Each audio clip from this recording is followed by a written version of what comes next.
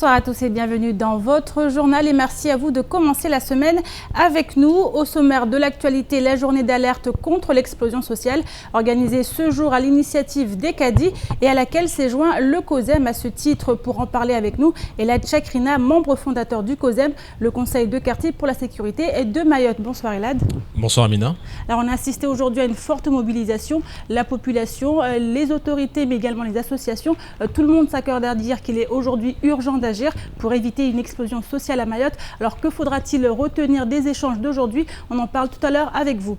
Avec nous également sur le plateau Chakila Youssouf, journaliste à KTV. Bonsoir Chakila. Bonsoir. Alors avec vous, il sera question de cette marche qui a eu lieu du côté de Vaïbé ce samedi. Une marche en mémoire de Mohamadi Issouf, ce jeune de Tsunzu, mort il y a quelques semaines suite à une agression au couteau. L'émotion et la douleur est encore très vive. Vous nous en direz davantage tout à l'heure. Mais d'abord, voici les titres de ce lundi 14 mars. Pour éviter que Mayotte ne plonge dans le chaos, les cadis ont décidé d'organiser une journée d'alerte à l'explosion sociale. Un titre choc à la hauteur de la situation sur le département pour une réunion qui aura su rassembler les différents acteurs du département. Explication. Ils ont marché pour que la fiscalité de droit commun soit révisée rapidement. Des dizaines de Mahorais se retrouvent en effet asphyxiés par l'application brutale de la taxe foncière et autres taxes d'habitation. Après une pétition, c'est une marche de protestation à laquelle ont pris part près de 200 personnes. Le FCM jouait ce samedi à domicile contre le FC Koropa. Un match intense entre deux clubs rivaux qui a vu la victoire des Rouges de Mtsapéré sur le score de 3-1. Et le moins que l'on puisse dire, c'est que les spectateurs ont vécu cette rencontre en passionnés. Reportage à la fin de cette édition. Et tout d'abord, pour commencer cette information, actuellement une voiture est en feu près de la station de lavage de Doujani. Le trafic étant fortement perturbé dans cette zone, notamment du côté de la nationale, la vigilance est de mise. Et après avoir été reportée plusieurs fois, la journée d'alerte contre l'explosion sociale organisée par les cadis a enfin eu lieu aujourd'hui. De nombreux acteurs des politiques publiques y ont pris part, à l'image du grand cadi, du préfet, du vice-président du conseil départemental, des membres d'associations et bien d'autres encore. Objectif de la journée, la sensibilisation au risque de plus en plus important lié à la délinquance des mineurs et des pertes de repères de la société. Reportage Adèle Laurent. Recueillir les avis et intentions de tous les acteurs de la politique publique dans la volonté de lutter contre la délinquance, tel était le but de cette journée contre l'explosion sociale. Comme nous l'explique le grand cadi de Mayotte, Nourdine Bakar.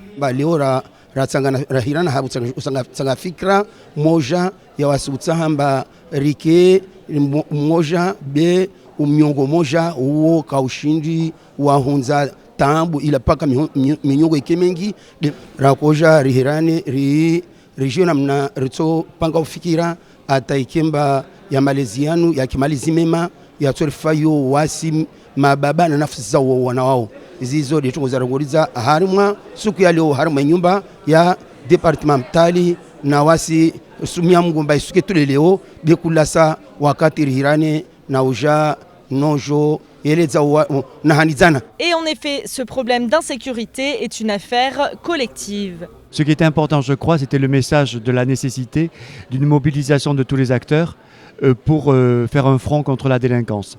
Chacun a sa place, chacun a son rôle. L'école, bien évidemment, avec son rôle d'éducation, mais aussi les familles, mais aussi l'État, mais aussi les fundis, mais aussi les associations, mais aussi tous les acteurs sociaux. L'idée étant que je crois qu'aucun d'entre nous ne peut tout seul tout résoudre. Ce n'est pas possible. Les familles seules ne pourront pas, l'école seule ne pourra pas. On ne peut pas tout lui demander. Les forces de l'ordre seules ne pourront pas non plus. Mais l'idée, c'est bien de se mobiliser tous dans le même sens, parce que sinon, les jeunes délinquants auront de grandes facilités pour trouver les failles entre les différents acteurs et s'y engouffrer. Une cohésion qui doit s'instaurer pour faire face à cette délinquance dont l'état, selon les dires du procureur de la République, est grave, parfois désespérant, mais pas désespéré. Joël Garrigue déplore le peu de structures de prise en charge des jeunes, mais affirme que du côté de l'État, des actions sont mises en place, notamment l'arrivée imminente de 42 gendarmes de plus à Mayotte, mais aussi un début de prise de conscience de l'État avec une demande d'estimation des besoins de Mayotte. On a une mission qui a été diligentée à la demande du ministre de l'Intérieur pour estimer les besoins des services de police et de gendarmerie et pour essayer d'améliorer les moyens qui sont largement trop bas de la police et de la gendarmerie à Mayotte. Le ministère de la Justice a aussi fait pas mal d'efforts, que ce soit sur la construction d'un nouveau bâtiment au tribunal, d'une nouvelle maison d'arrêt, mais il y a encore beaucoup à faire.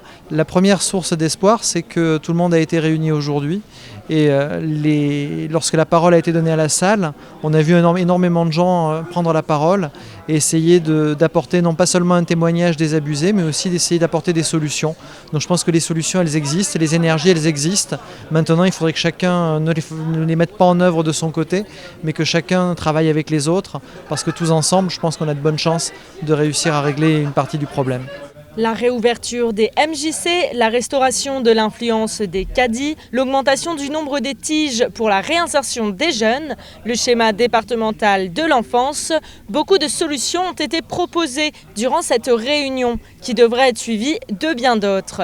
En effet, l'endiguement de la délinquance nécessite les actions de tous et les acteurs des politiques publiques comme les citoyens ont leur mot à dire.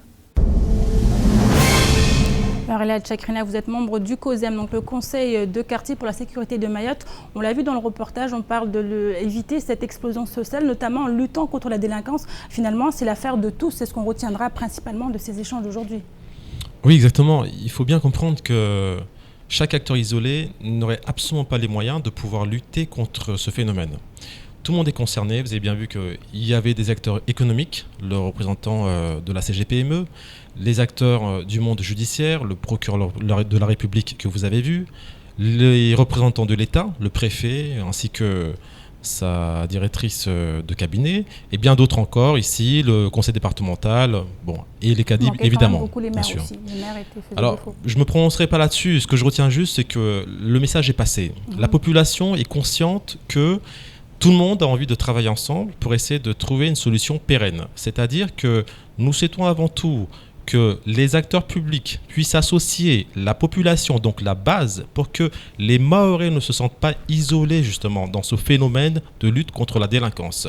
Parce que très souvent, les messages que nous avons, c'est « nous sommes loin, il y a un désespoir, pourquoi porter plainte ?» Et d'ailleurs, vous l'avez si bien dit, quand le procureur de la République disait que c'est désespérant, mais il y a quand même un espoir, c'est que justement, il y a cette prise de conscience, il y a ce début justement de vouloir absolument encadrer ces jeunes qui aujourd'hui manquent de repères, puisque la société mahoraise est totalement bouleversée, les Mahorais sont bouleversés, leur mode de vie est bouleversé.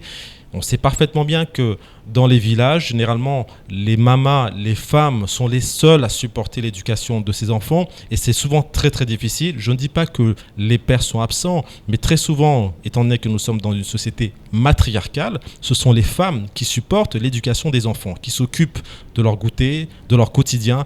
Et évidemment, quand à un moment donné, vous êtes dépassé parce que vous avez l'impression que si vous faites peut-être pas bien les choses, votre enfant risque tout de suite de glisser vers un mauvais chemin par la fréquentation, ou que si vous pensez que vous lui donnez une gifle ou une fessée, vous allez vous retrouver devant le juge correctionnel. C'est autant de questions qui se posent pour des familles qui se sentent perdues et isolées, et ces questions-là, on tente de les répondre, on tente de les rassurer et on tente de les accompagner au mieux. Donc la ligne directrice, c'est repartir sur les origines de cette délinquance, notamment en responsabilisant peut-être les parents. Bien sûr, on ne peut pas lutter contre la délinquance si maintenant les mineurs eux-mêmes ne sont pas pris en charge par leurs propres parents. Il faut bien comprendre que notre société est avant tout matriarcale, puisque nous sommes issus d'un peuplement bantou, donc africain. Nous sommes aussi d'influence musulmane, et par conséquent, les caddies ont un rôle très important à jouer dans l'encadrement moral et aussi l'encadrement religieux, puisque vous savez que très souvent, il est dit dans le Coran, que la légitimité justement de l'autorité paternelle proviendrait de la crainte aussi de Dieu. Par conséquent, il ne faut pas, parce que nous sommes passés dans un département d'outre-mer, jeter le bébé avec l'eau du bain. Nous devons absolument maintenir les structures qui marchaient auparavant, les moderniser. Donc c'est pour cela que je parlais des caddies. Mais également, il faut bien savoir que comme nous sommes dans une société matriarcale, c'est-à-dire que c'est à la femme justement d'éduquer l'enfant, parce que la femme possède la terre, la femme possède les biens, la transmission justement du patrimoine, la transmission également du savoir-vivre passe par le foyer familial. Par conséquent, il faut les soutenir. Et de quelle façon? On les soutient justement dans le cadre des MJC, puisque nous souhaitons organiser des cours de soutien moral, des cours de soutien éducatif.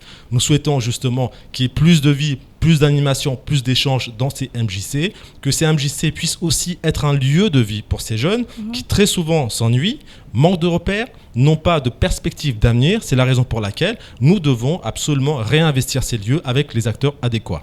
En dernière question, Elad, on a vu plusieurs acteurs qui vont être concernés par ce combat. Et est-ce qu'aujourd'hui, il y a quelque chose pour formaliser les différentes actions qui vont être menées pour permettre à chacun d'être à sa place et d'agir de manière efficace?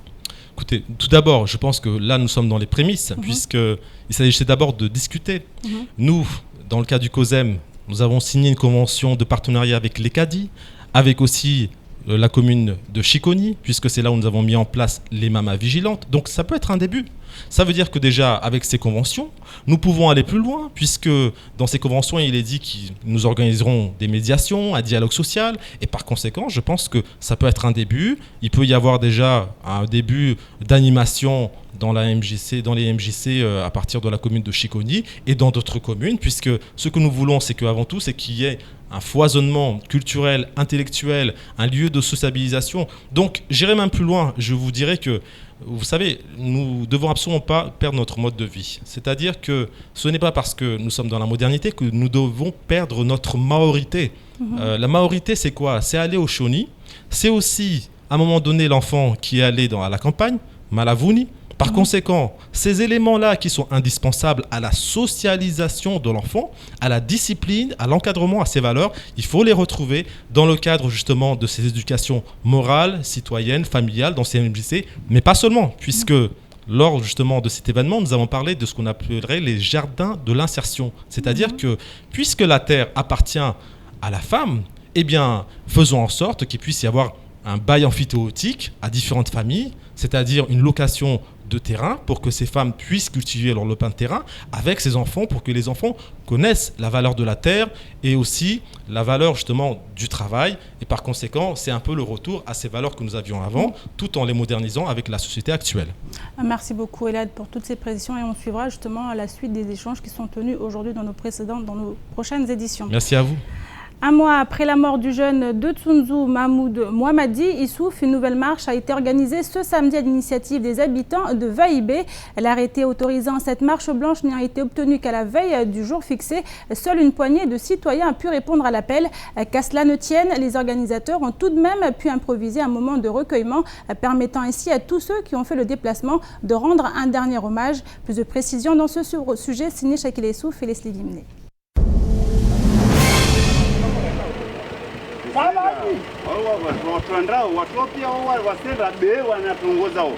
Récupérer au compte-gouttes les quelques participants présents à la marche blanche en mémoire du jeune décédé le 14 février 2016, ils se sont réunis tôt ce samedi matin. Ils sont partis de la mosquée de Tsunzu 1 avant d'improviser un débat, puis de se diriger vers le cimetière pour une prière commémorative.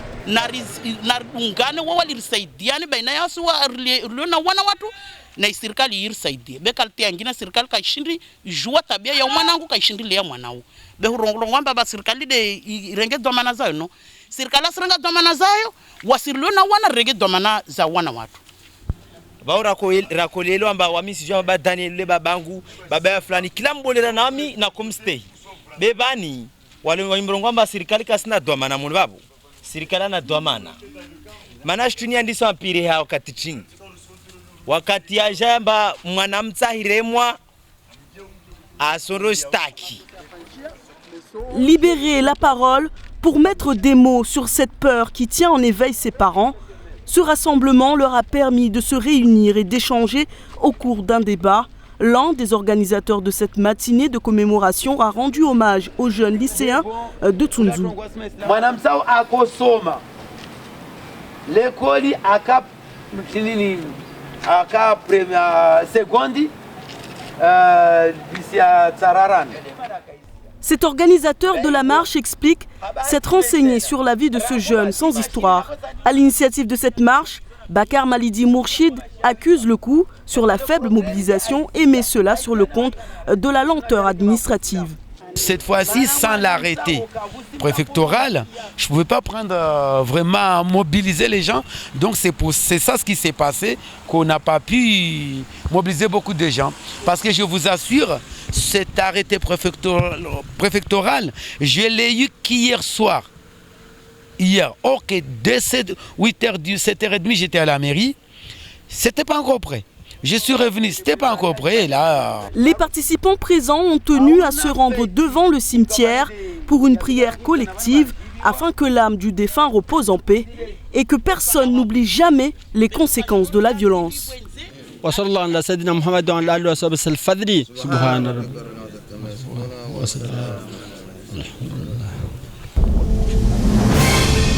Alors Chakila, vous avez suivi cette marche, c'est une nouvelle marche qui a été organisée en mémoire du jeune Mohamadi Issouf. On l'a vu, ce n'est pas la première fois que les habitants se réunissent comme ça. Alors qu'est-ce que cela signifie? Pourquoi encore une fois se remémorer ce qui s'est passé?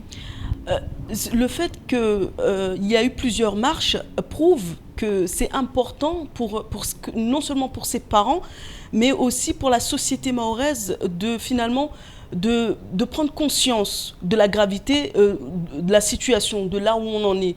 Là, ce qui fait le plus mal, quelque part, c'est cet enfant innocent qui n'a rien demandé, qui a été tué, tout simplement,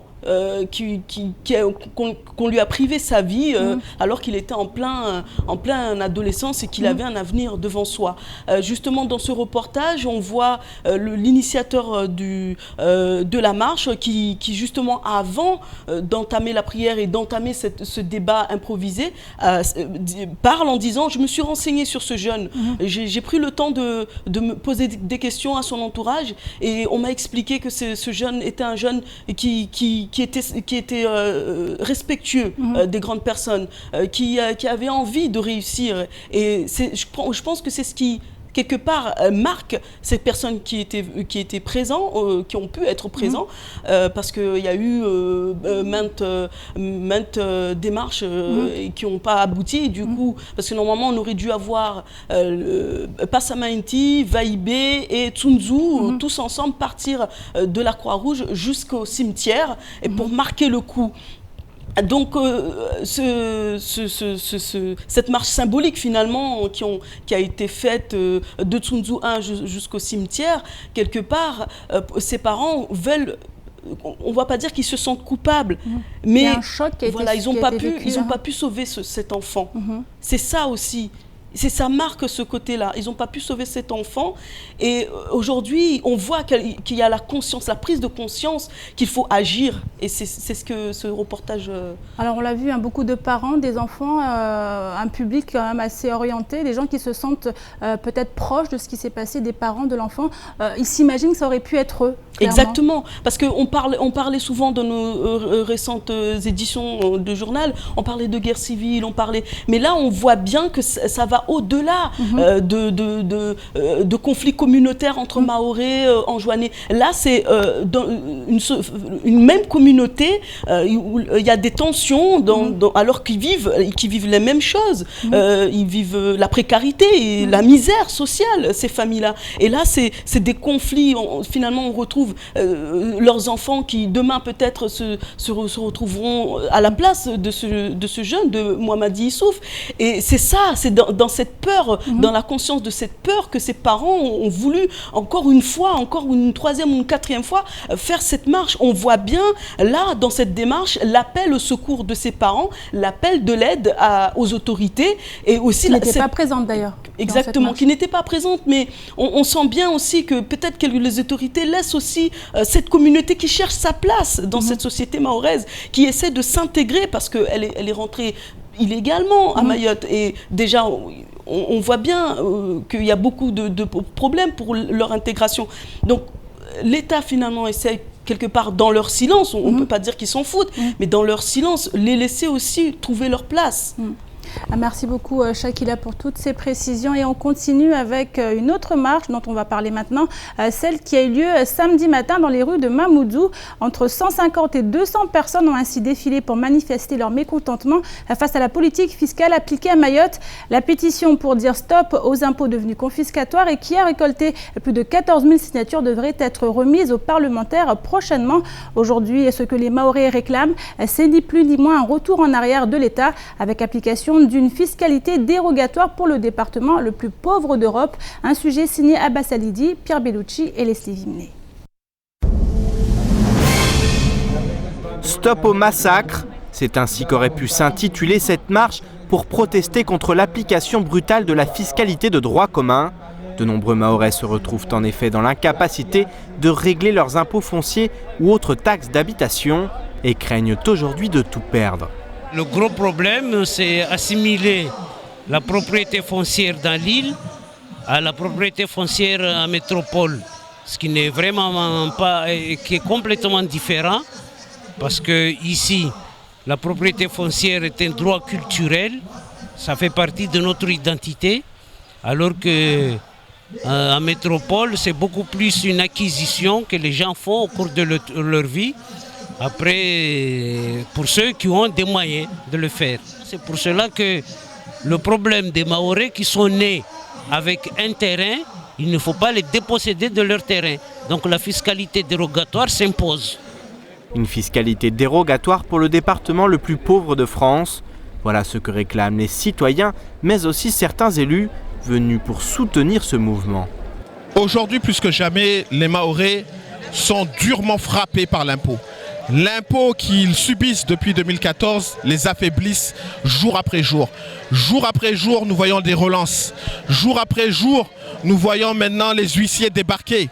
Donc, il est temps que le gouvernement arrête le massacre, arrête cet impôt confiscatoire qui ne conduit qu'à l'appauvrissement de cette population déjà la plus pauvre de France et d'Europe. C'est la raison pour laquelle nous soutenons la démarche qui a été initiée par les parlementaires, l'association des maires et le président du Conseil général, qui consiste à réviser la fiscalité. Réviser, oui, mais pas seulement. Certains, comme Daniel Zaïdani, souhaitent arrêter cette fiscalité que seule une petite partie de la population est en mesure de payer. Nous, le comité fiscalité et foncier, voulons aller plus loin. Il ne s'agit pas simplement de réviser la fiscalité, il faut l'arrêter. Il faut arrêter le massacre. Massacre qui a été arrêté en France métropolitaine lorsque le gouvernement s'est rendu compte que les retraités les plus modestes payaient trop d'impôts locaux. Lors du Conseil des ministres du 4 novembre 2015, le président de la République a arrêté l'impôt sur les retraités les plus modestes et les a même remboursés. Alors, sachant que Mayotte est une île française, nous devons, en tant que citoyens français, être traités de la même manière, parce que lorsque vous avez 400 € de retraite, vous êtes dans l'incapacité de payer 2000 € de taxes d'habitation et 2000 € de taxes foncières. Dans l'incapacité de payer, nombre de citoyens le sont, mais leur cri d'alerte ne semble pas atteindre les instances concernées. L'État abandonne ses responsabilités, les élus s'inquièrent uniquement des élections, ils ne voient pas l'aspect social. Parce que je rappelle que toute politique doit viser le développement de l'homme, mais pas le développement d'une île où les hommes sont exclus. C'est la politique de l'homme qui doit être déterminante. Et ce samedi, en marge de cette marche, se tenait place de la République le forum des métiers organisé par l'association le Rotary Club Oudjama. De nombreux stands étaient érigés sur place afin de présenter la large palette de métiers accessibles à Mayotte. Même si l'affluence n'a pas battu des records, de nombreux jeunes avaient fait le déplacement pour en savoir plus sur les métiers auxquels ils aspirent. Un sujet signé Abbas Alidi, Pierre Bellucci et Adèle Laurent. Choisir sa voie. Une tâche loin d'être simple, mais un passage obligatoire pour des milliers de jeunes chaque année. À ce titre, l'association Le Rotary et notamment le Rotaract Club Oudjama ont décidé d'organiser leur forum des métiers, comme nous l'explique l'un des membres. Cette journée est destinée pour la jeunesse. Vous savez que quand on est jeune, souvent, On aimerait bien faire des métiers, mais on ne les connaît pas. Alors c'est une occasion aujourd'hui de montrer aux jeunes qu'il y a plusieurs métiers dans le monde et que grâce à ces métiers, ils pourront devenir quelqu'un demain. Il y a plusieurs axes dans le Rotary, dont cette jeunesse qu'il faut éduquer, cette jeunesse qu'il faut aiguiller jusqu'à faire des citoyens responsables. De nombreuses branches de métiers avaient fait le déplacement. Ainsi, dans le BTP, le directeur général de la Colas est venu en personne afin d'aider la jeunesse à s'orienter. Bon, aujourd'hui, vous pouvez avoir un enfant de 12 ans qui vient, qui regarde, qui se pose des questions, et puis dans quelques années, il peut avoir envie de rentrer dans le monde du BTP. Ça s'adresse à tout le monde. Il y a aussi une action de communication générale de l'entreprise. Bon, d'ailleurs, nous ne sommes pas les seuls ici, quoi. C'est aussi un geste citoyen et une action locale parce qu'on vit ici et on travaille ici. Une action locale qui a pour objectif de lever le flou dans lequel vivent de nombreux élèves du département. En effet, l'école offre un apprentissage théorique parfois en décalage avec la réalité de certains métiers, d'où l'intérêt de ce type de forum. Vous savez que les jeunes parlent des entités, parlent des statuts, mais ne savent pas exactement sur où s'orienter. Ils peuvent s'orienter sur plusieurs corps de métiers qu'ils ne savent pas. Et dans les corps d'intersection, ils n'ont pas. C'est ce forum qui permet aux visiteurs de regarder, de voir, et même d'inciter, et même sensibiliser les jeunes de voir ce qui existe en matière d'emploi ou de métier dans l'île. Si le chômage est très élevé à Mayotte, certaines branches continuent de se développer et d'offrir un métier à une jeunesse qui représente plus de la moitié de la population. Mayotte en souffrance, mensonges et manipulations d'État au service de l'entre-soi. C'est le titre de l'ouvrage que vient de publier Mahmoud Aziari aux éditions L'Harmattan. Ancien directeur général de la Société immobilière de Mayotte, Mahmoud Aziari a pris sa plume quelques semaines après avoir été limogé de son poste pour des raisons purement politiques. Il traite bien évidemment cet épisode de sa vie, mais s'intéresse surtout à la gestion du territoire par les autorités. Cet ouvrage autobiographique, à travers lequel transparaît une soif de justice et d'égalité indéniable, dresse un portrait sans complaisance des réalités mahoraises. On l'écoute ce matin lors de la matinale de Kwesi. J'ai annoncé dans l'avant-propos que je n'avais pas tout raconté. Alors, si n'ayant pas tout raconté, on dit déjà que je n'y vais pas par le dos de la cuillère, je ne sais pas ce que ça aurait donné si j'avais tout raconté. C'est très marrant, parce que je suis en train de raconter ce que j'ai vécu moi. Beaucoup d'amis m'ont dit, mais tu aurais dû écrire un livre qui raconte ce qui se passe à Mayotte. J'ai dit non, faut d'abord que je commence parce que je connais le mieux, c'est-à-dire ce que j'ai vécu moi.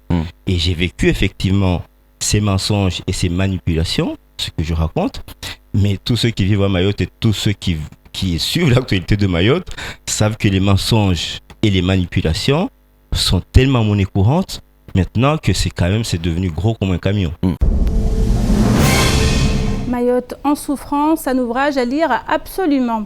Je vous propose maintenant de faire un petit tour d'horizon du reste de l'actualité de ce lundi 14 mars. C'est tout de suite dans l'actualité en bref. Les tensions ne retombent pas et le dialogue social ne semble pas reprendre. Les négociations sont au point mort et le président du MEDEF, Thierry Gallarme, a saisi le préfet à plusieurs reprises, inquiet de la tournure que pourraient prendre les événements dès le 30 mars prochain. Une commission consultative du travail, CCT, a ainsi été programmée le 25 mars, soit 5 jours avant la reprise de la grève générale. En fin de semaine dernière, le patron des patrons mahorais adressait un courrier à Seymour Morsi énumérant les revendications émises lors de la dernière CCT d'octobre 2015, tant par le secteur privé que public. Le patronat restait ouvert au dialogue, notamment en termes de droit syndical, d'intérim ou de mise en place de l'assurance garantie des salaires. Il demandait toutefois des contreparties pour pallier la fragilité des entreprises, à savoir une exonération des charges sociales et impôts sur les sociétés sur une durée de 5 ans.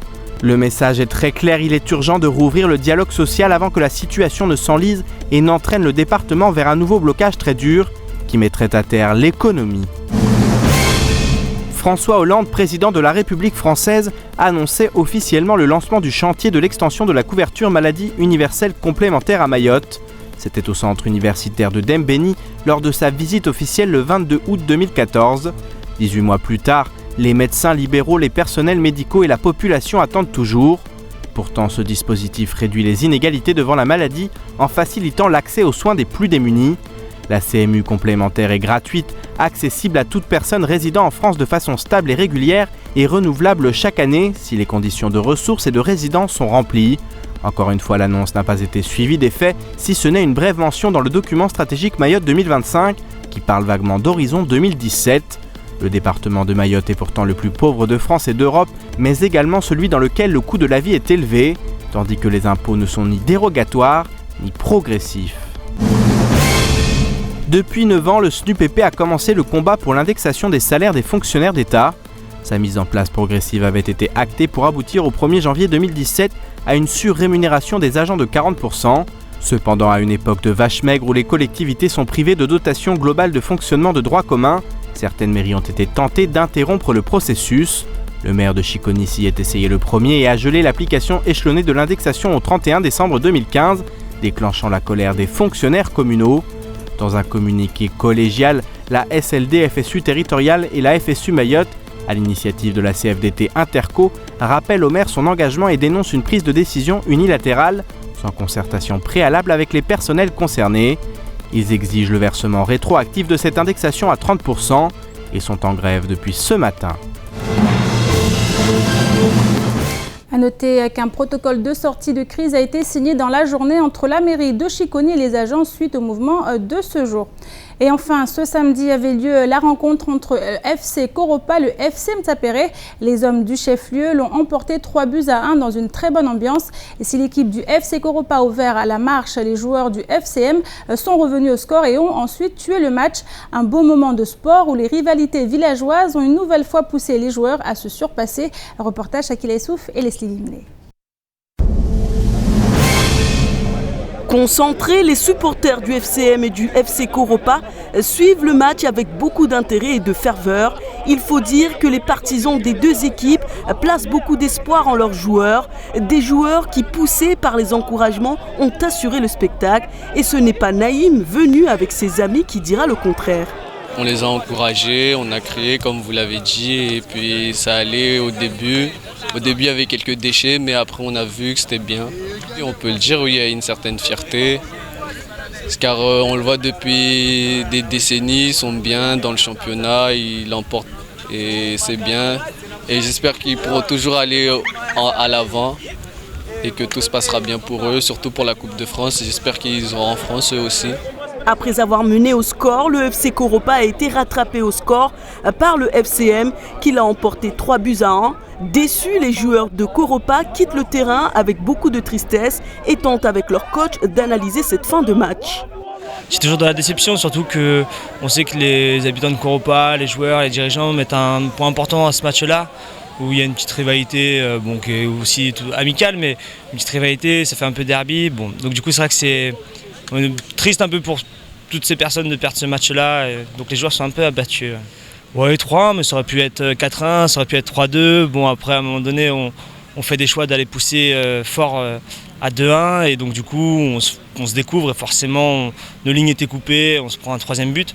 Non, je ne suis pas dessus, mais vu le résultat du match, on a marqué en premier, on n'a pas pu garder le score.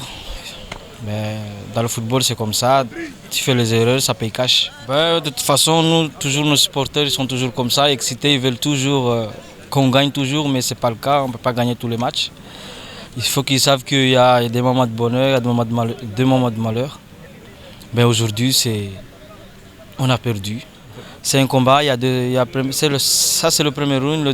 C'est le deuxième round qui reste. Qu'est-ce qui a fait que vous avez perdu ? On a perdu parce qu'on n'était pas en place. Eux, ils étaient en place déjà. Du côté du football club de Mtsapere, la joie est au rendez-vous après cette victoire à domicile, même si ce succès ne leur fait pas oublier tous les matchs à venir. Un soulagement, parce qu'on voulait rattraper la défaite de la semaine dernière. On avait à cœur de faire un grand match aujourd'hui. Je pense que tous les partenaires ils ont répondu présent. On leur a montré qu'on était chez nous, on a gagné.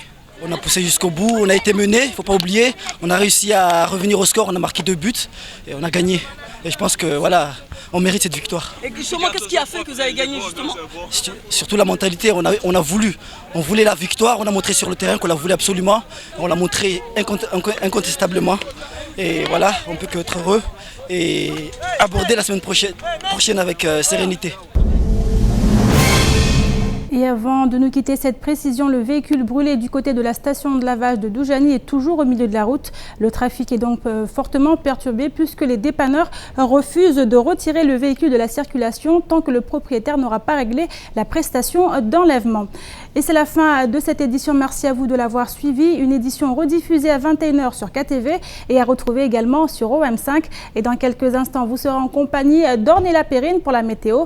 À suivre juste après, l'invité du temps de parole, Bernard, un agriculteur victime d'un énième cambriolage. Il était ce matin au micro de Patrick Mian, que vous retrouverez demain dans la matinale.